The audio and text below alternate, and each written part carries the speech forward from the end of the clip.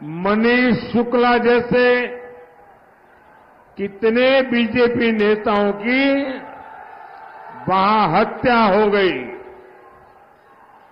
और वहां टीएमसी के विधायक आपको पता है क्या क्या बोलते हैं? टीएमसी के विधायक कहते हैं कि हिंदुओं को गंगा में डुबोकर मार देंगे। साथियों, 2020 সালে 4 অক্টোবর টিটাগড় থানা থেকে ঢিলছোড়া দূরত্বে দুষ্কৃতীদের গুলিতে নিহত হয়েছিলেন টিটাগড় পৌরসভার তৎকালীন পৌরপিতা তথা বিজেপি ব্যারাকপুর সাংগঠনিক জেলা কমিটির সদস্য মনীষ শুক্লা। সেই ঘটনার তদন্ত চেয়ে ইতিমধ্যেই আদালতের দ্বারস্থ হয়েছেন প্রয়াত বিজেপি নেতার পরিবারের সদস্যরা।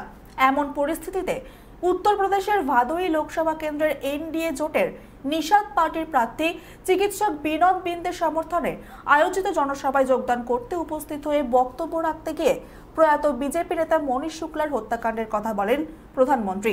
প্রধানমন্ত্রীর মুখ থেকে মনীষ শুক্লার হত্যার ঘটনা শোনায় আশায় বুক বেঁধেছেন প্রয়াত বিজেপি নেতার পরিবারের সদস্যরা। এদিন সংবাদ মাধ্যমের মুখোমুখি হয়ে খড়দহে রাজ্য বিজেপি চিকিৎসক সেলের কো কনভেনার তথা মনীষ শুক্লার পিতা চিকিৎসক চন্দ্রমণি শুক্লা জানান,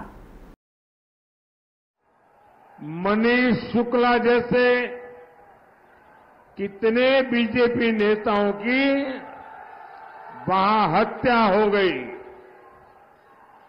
और वहां टीएमसी के विधायक आपको पता है क्या क्या बोलते हैं?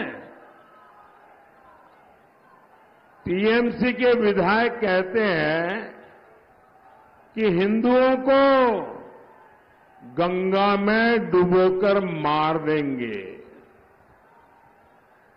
साथियों, আজকেও এখানে ব্যারাকপুর কোর্টে একটা প্রোডাকশন ছিল আজকে 17 তারিখ, কিন্তু ইলেকশনের জন্য একটা আসামিকে বিহার থেকে নিয়ে এসে এখানে প্রোডাকশন করার কথা ছিল, কিন্তু সেটা প্রোডাকশন হয়নি।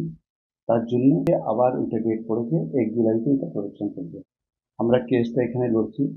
অনেকেই আছে যারা জামিন পেয়েছে 3-4 জন, কিন্তু বাকিরা 13 জনের মধ্যে 15 জনের মধ্যে 3-4 জন তার জামিন পেয়েছে, বাকি 11 জন ভিতরেই আছে, জেলের মধ্যেই আছে।